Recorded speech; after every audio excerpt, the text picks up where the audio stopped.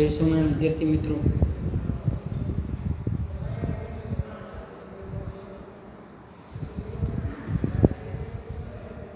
પૃષ્ઠ રસાયણ વિજ્ઞાનની આપણે ચર્ચા કરતા હતા, તેમાં આપણે આગળ વધીએ તો ગયા લેક્ચરની અંદર આપણે કેટલીક વ્યાખ્યાઓની ચર્ચાઓ કરી હતી, કેટલાક અગત્યના મુદ્દાઓ પણ જોયા હતા. બરોબર, આજનો આપણો જે ટોપિક છે, બરોબર, ખૂબ જ સરસ મજાનો ટોપિક છે. 5.1.3 એટલે કે અધિશોષણના પ્રકાર. ગયા લેક્ચરમાં મેં તમને ઘણું બધું શીખવાડ્યું હતું. અધિશોષણ, અધિશોષક, અધિશોષિત, બરોબર, ત્રણેયની વ્યાખ્યાઓ પણ આપણે જોઈ હતી. ત્યારબાદ અવશોષણ, અપશોષણ. અપશોષણ થવું એટલે શું? તો કે સપાટી પર સંકેન્દ્રિત થયેલા અણુઓ સપાટી છોડીને જતા રહે, બરોબર, તો એ ઘટનાને આપણે અપશોષણ કહીએ છીએ, બરોબર. ત્યારબાદ અવશોષણ એટલે કે માત્ર સપાટી પર અણુ ન રહેતા સમગ્ર ભાગની અંદર અણુઓ છે પ્રસરી જાય, તો તેને આપણે શું કહેતા હતા? અવશોષણ. અને છેલ્લે ડેફિનેશન જે વ્યાખ્યા જોઈ હતી, અને એ વ્યાખ્યા હતી શોષણ. કે અધિશોષણની સાથે સાથે અવશોષણ પણ થતું હોય તો તેને આપણે શું કહીએ છીએ ભાઈ? તો કે શોષણ કહીએ છીએ. ઓકે, આજનો આપણો જે પ્રશ્ન છે, બરોબર, મોસ્ટ આઈએમપી પ્રશ્ન, જુદી જુદી પરીક્ષાઓની અંદર બહુ જ પૂછાતો પ્રશ્ન, અધિશોષણના પ્રકાર, અને મોટાભાગે તફાવત સ્વરૂપે પણ પૂછાતો પ્રશ્ન, બરોબર, એમસીક્યુ પણ પૂછાય એમાંથી.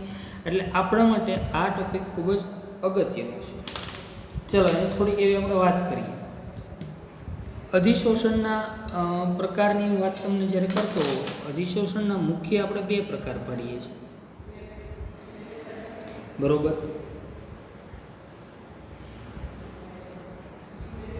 ભૌતિક અધિશોષણ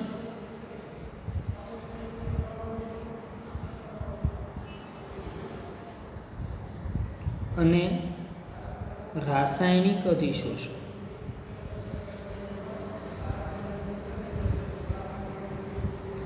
We have two types adsorption, physisorption and chemisorption.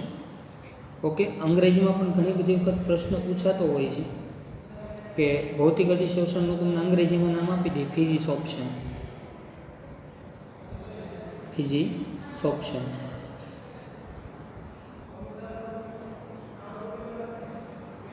અને રાસાયણિક અધિશોષણનું નામ થાય chemisorption. એટલે અંગ્રેજીમાં પૂછે, બરોબર, તો આપણે મૂંઝાવવું નહીં. આપણને ખબર હોવી જોઈએ ફિઝિસોપ્શન અને કેમિસોપ્શન એટલે શું? તો કે ભૌતિક અધિશોષણ અને રાસાયણિક અધિશોષણ. ઓકે, હવે એની આપણે વિગતવાર ચર્ચા કરીએ. તો ભૌતિક અધિશોષણ અને રાસાયણિક અધિશોષણનો આપણે તફાવત પણ જોઈશું, બરોબર. એ પહેલાં મારે તમને વાત કરવી છે, ત્યારે પહેલાં ભૌતિક અધિશોષણની વાત કરું.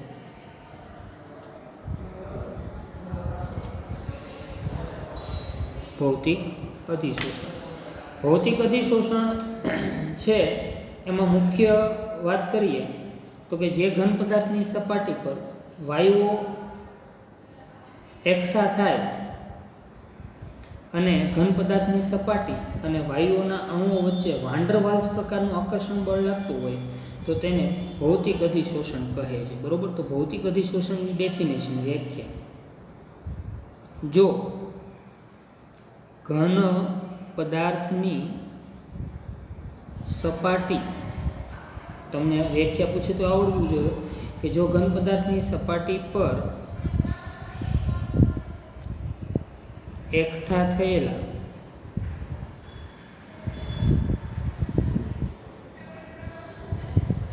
વાયુ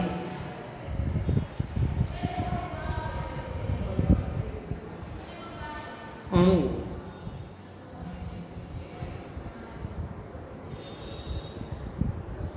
અને ઘન પદાર્થની સપાટી વચ્ચે સપાટીના અણુઓ વચ્ચે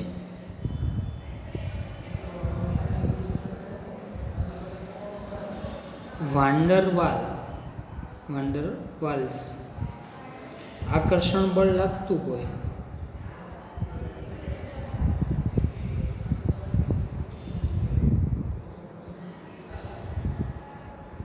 તો તેને ભૌતિક અધિશોષણ કહે છે. તો ભૌતિક અધિશોષણની વ્યાખ્યા શું થઈ ભાઈ? કે જો ઘન પદાર્થની સપાટી પર એકઠા થયેલા વાયુ અણુઓ અને ઘન પદાર્થની સપાટીના અણુઓ આ બંનેની વચ્ચે શું લાગે? આ બંનેની વચ્ચે વાન્ડરવાલ્સ આકર્ષણ બળ લાગતું હોય તો તે અધિશોષણને કયું અધિશોષણ કહેવાય? ભૌતિક અધિશોષણ. આવી જ રીતે બીજી વ્યાખ્યા જોઈએ આપણે, રાસાયણિક અધિશોષણ.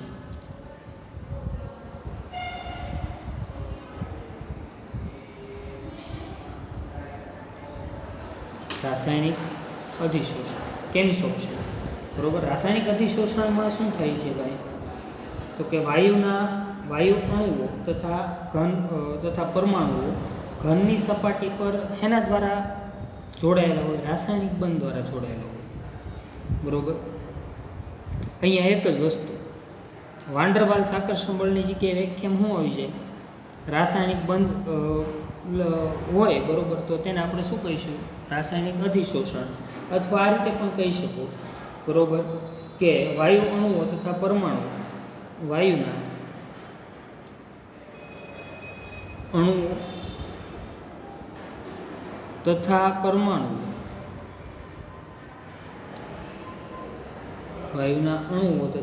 પરમાણુ ઘન સપાટી પર રાસાયણિક બંધથી જોડાયેલા હોય.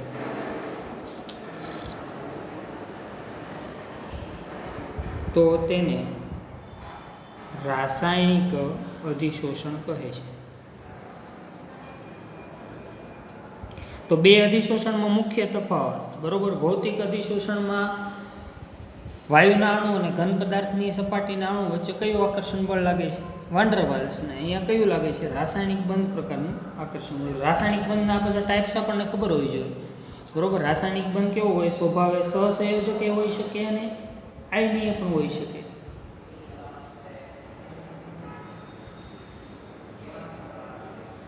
બરોબર. રાસાયણિક બંધ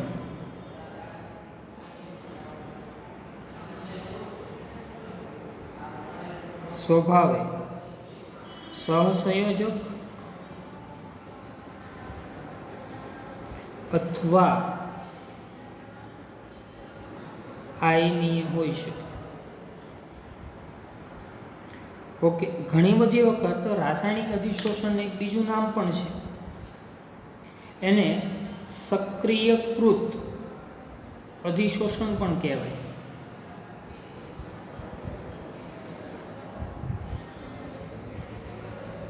શા માટે આવું કહે? કારણ કે રાસાયણિક અધિશોષણ માટે ઊંચી સક્રિયકરણ ઉર્જાની જરૂર પડે.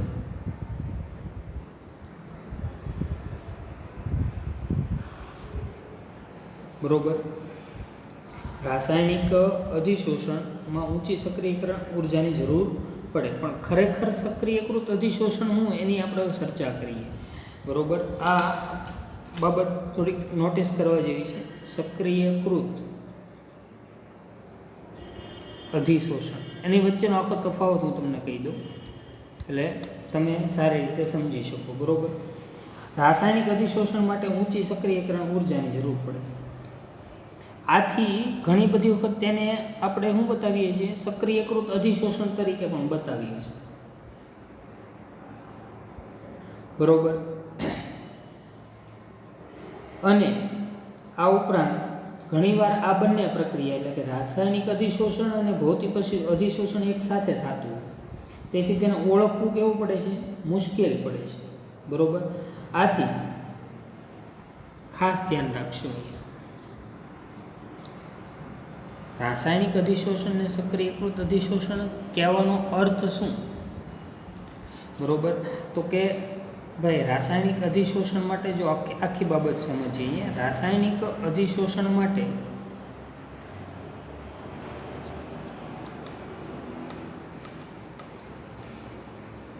ઊંચી સક્રિયકરણ ઉર્જાની જરૂર પડે. તો તમારા માટે નવો શબ્દ સક્રિયકરણ ઉર્જા એટલે શું? પ્રક્રિયા થવા માટે પ્રક્રિયકો પાસે અમુક ઓછામાં ઓછી ઉર્જાની જરૂર પડે. પ્રક્રિયકોને સક્રિય થવા માટે, પ્રક્રિયા માટે. આમ પ્રક્રિયા કરવા માટે પ્રક્રિયકો પાસે જરૂરી ઓછામાં ઓછી ઉર્જા, બરોબર, એને શું કહેવાય? સક્રિયકરણ ઉર્જા. તો હવે ઊંચી સક્રિયકરણ ઉર્જાની જરૂર પડે. ઘણી બધી વખત એવું થાય છે કે બંને પ્રક્રિયા સાથે થતી હોય, ભૌતિક અધિશોષણ અને રાસાયણિક અધિશોષણ. તેથી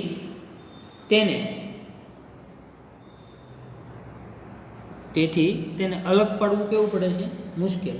અને ઘણા બધા એવા અધિશોષણ છે જે નીચા તાપમાને ભૌતિક અધિશોષણ હોય અને ઊંચા તાપમાને શેમાં ફેરવાઈ જાય? રાસાયણિક અધિશોષણમાં ફેરવાય છે. બરોબર, તો આ બાબત પણ ધ્યાન રાખશું. તો રાસાયણિક અધિશોષણને સક્રિયકૃત અધિશોષણ કહેવાનો અર્થ શું છે? તો કે ઊંચી સક્રિયકરણ ઉર્જાની જરૂર પડે છે એટલા માટે. બરોબર, ને આ બાબત પણ નોટિસ કરજો ખાસ કે નીચા તાપમાને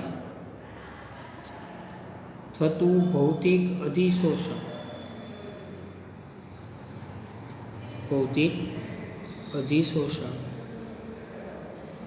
ઊંચા તાપમાને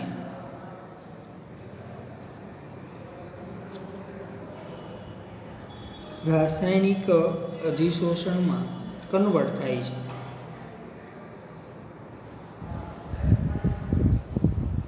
એટલે કે ફેરવાય છે. નીચા તાપમાને થતું ભૌતિક અધિશોષણ ઊંચા તાપમાને શેમાં ફેરવાઈ જશે? રાસાયણિક અધિશોષણમાં ટ્રાન્સફર થશે. ઓકે, આ બાબત ખાસ યાદ રાખશું. ઉદાહરણ તરીકે નિકલ ધાતુ ઉપર હાઇડ્રોજન વાયુ છે, બરોબર, તેનું પહેલાં વાન ડર વાલ્સ આકર્ષણ બળથી શોષણ થાય એટલે કે ભૌતિક અધિશોષણ, અને પછી ડાયહાઇડ્રોજન અણુઓ છે, બરોબર, એ હાઇડ્રોજન પરમાણુમાં શું થાય છે? વિયોજિત થાય છે. એટલે એની સપાટી પર પછી રાસાયણિક અધિશોષણની ક્રિયા થાય છે. બરોબર, આ બાબત ખૂબ જ અગત્યની છે. એક્ઝામ્પલ, ભૌતિક અધિશોષણનું રાસાયણિક અધિશોષણમાં રૂપાંતર થતું એવું ઉદાહરણ તો કે આ નિકલ ધાતુનો ટુકડો છે, બરોબર, એની ઉપર H2 વાયુ, હાઇડ્રોજન વાયુનું શું થાય? અધિશોષણ થાય છે. તો બે સ્ટેપમાં પ્રક્રિયા થાય, પહેલું સ્ટેપ અને બીજું સ્ટેપ, બરોબર, સમજવા જેવું. પહેલા સ્ટેપમાં શું થાય? H2 અણુ અને નિકલ ધાતુ વચ્ચે વાન ડર વાલ્સ આકર્ષણ બળ લાગે.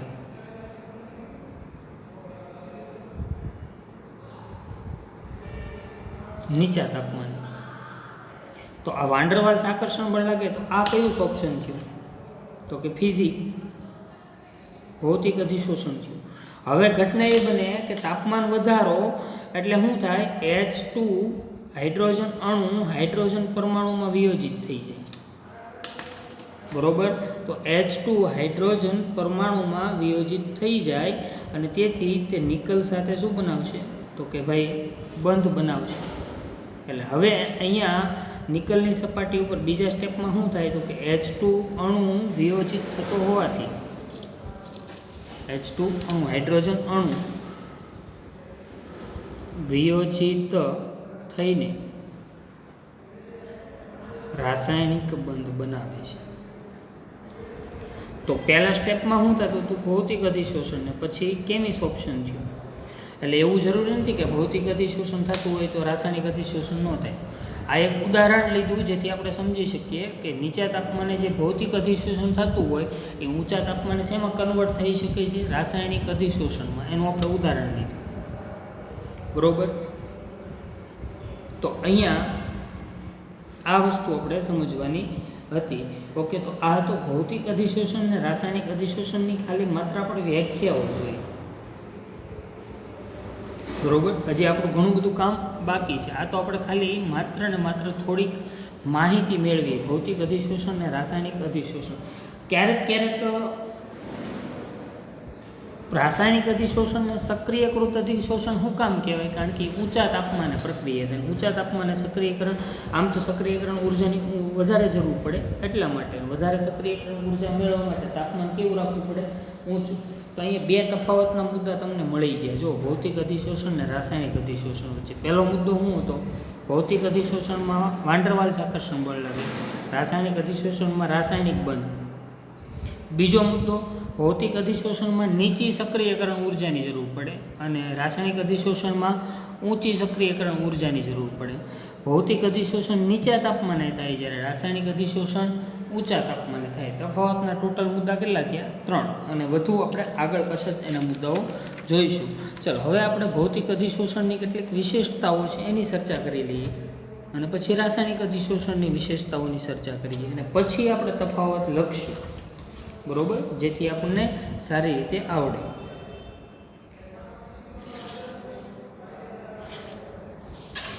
ચાલો, ભૌતિક અધિશોષણ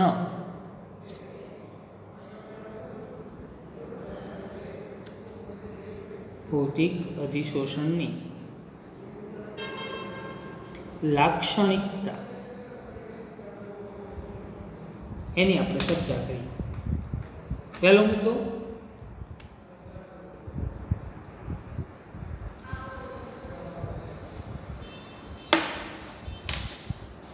ભૌતિક અધિશોષણ છે, બરોબર. એમાં પહેલો મુદ્દો, અધિશોષક ની સપાટીનું ક્ષેત્રફળ. બહુ ઇઝી છે. હાવ ટૂંકમાં કેવું હોય તો અધિશોષકની સપાટીનું ક્ષેત્રફળ જેમ વધારવામાં આવે તેમ અધિશોષણ વધારે થાય, બરોબર. જેમ ક્ષેત્રફળ અધિશોષકની સપાટીનું ક્ષેત્રફળ વધારે તેમ અધિશોષણ વધારે. પણ એ શબ્દ વાપરો છે અધિશોષક. અધિશોષક એટલે હું આપણને ખબર હોવી જોઈએ જે પદાર્થની સપાટી પર અધિશોષણ થઈ રહ્યું છે તેને અધિશોષક કહેવાય. ચાલો, સેકન્ડ પોઈન્ટ, બીજો મુદ્દો.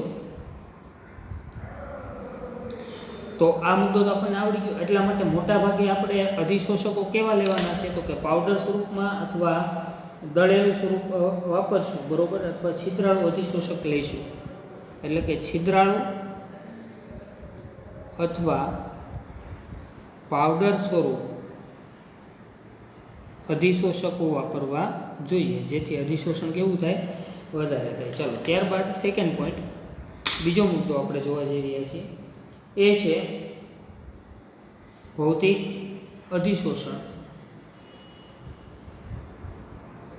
ભૌતિક અધિશોષણ ની એન્થાલ્પી એટલે કે અધિશોષણ દરમિયાન થતો ઉર્જાનો ફેરફાર. જો ભાઈ, પહેલી વસ્તુ તો એ અધિશોષણની પ્રક્રિયા છે ને ઉષ્મા ક્ષેપક પ્રક્રિયા છે. ઉષ્મા ક્ષેપક પ્રક્રિયા છે, બરોબર. એટલે ઉષ્મા મુક્ત થાય છે. ભૌતિક અધિશોષણ છે એ ઉષ્મા ક્ષેપક પ્રક્રિયા છે, બરોબર. પરંતુ ખૂબ જ ઓછી ઉર્જા અહીંયા છે તે રિલીઝ થાય છે કારણ કે અહીંયા વાયુના અણુ અને સપાટી વચ્ચે કયું આકર્ષણ બળ લાગે છે? વાન ડર વાલ્સ આકર્ષણ બળ લાગે છે. એટલા માટે તો સેકન્ડ પોઈન્ટ કે અધિશોષણ ઉષ્માક્ષેપક પ્રક્રિયા છે. અધિશોષણ ઉષ્માક્ષેપક પ્રક્રિયા છે, છતાં અધિશોષણ એન્થાલ્પીનું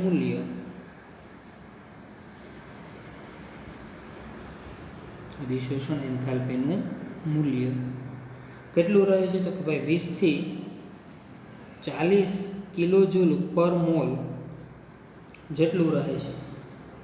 એનું કારણ એ છે કે વાયુના અણુઓ વચ્ચે આકર્ષણ હોય અને તે ઘનની સપાટી ઉપર માત્ર નિર્બળ વાન્ડરવાલ્સ આકર્ષણ બળના કારણે જોડાયેલા હોય.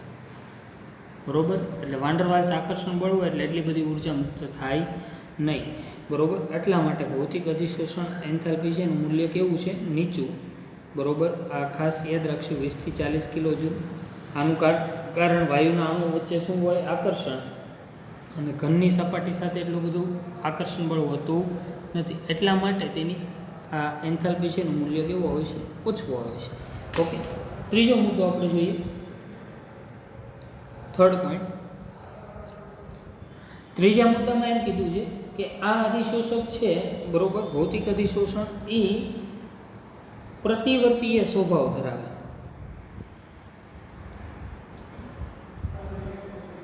આને સમજવું હોય તો બહુ ઈઝી છે. બરોબર, ઘન પદાર્થ છે એની ઉપર વાયુનું અધિશોષણ થયું. હવે જો ગરમ કરીશું, બરોબર, તો ઘન છે એની સપાટી પરથી વાયુ શું થઈ જશે? વાયુના અણુઓ દૂર થઈ જશે. આવું થવાનું કારણ, બરોબર, તો તાપમાન વધારો અથવા દબાણ. બરોબર, તાપમાન છે, બરોબર, એ વધારશું તો અધિશોષણ ઘટશે. બરોબર, એટલે ટૂંકમાં કહેવાનું એમ કે જો આ નિકલ ધાતુ છે, બરોબર, આની ઉપર હાઇડ્રોજન વાયુનું અધિશોષણ થયું. હવે બે રીતે અહીંથી હાઇડ્રોજન વાયુનું અધિશોષણ ઘટી શકે. આ અધિશોષિત થયો વાયુ, અધિશોષણ થયું. બરોબર, હવે અહીંથી હાઇડ્રોજન વાયુને પાછું દૂર કરવું હોય તો બે પદ્ધતિ, કાં તો તાપમાન વધારો, તાપમાન વધારશો એટલે અધિશોષણ ઘટશે, કારણ કે તાપમાન વધારો એટલે સપાટીના અણુની ઉર્જા વધે એટલે હાઇડ્રોજન પાછું દૂર થઈ જાય, તો અપશોષણ થઈ ગયું, તો આ પરિવર્તન થયું કહેવાય. એટલા માટે પ્રતિવર્તીય સ્વભાવ છે. તાપમાન વધારો અથવા દબાણ ઘટાડો, દબાણનો ઘટાડો કરવાથી અને તાપમાન વધારવાથી અધિશોષણ ઘટી શકે છે. બરોબર, એટલે પાછું મૂળ સ્થિતિમાં આવી જાય પહેલાં જેમ હતું. જો નિકલ જેમ હતો, નિકલને ઉપર હાઇડ્રોજન છે, બરોબર, એનું અધિશોષણ થયું અને તાપમાન વધાર્યું એટલે પાછું હાઇડ્રોજન મુક્ત થઈ ગયું, નિકલ એની સપાટી અલગ પડી ગઈ. તો એનો અર્થ શું થયો? અપશોષણ થયું, એટલે પાછું મૂળ સ્થિતિમાં આવે તો એને પરિવર્તનીય છે. બરોબર, એટલે કે પ્રતિવર્તીય સ્વભાવ ધરાવે છે. તો આ વાત પણ આપણે શરૂ કરીને તાપમાન વધારે હોવાથી શા માટે આવું થાય? કારણ કે અધિશોષણ કેવી પ્રક્રિયા છે? ઉષ્મા શેપક, એટલે તાપમાન વધારો તો ઉષ્મા શેપક પ્રક્રિયા માટે કેવો છે?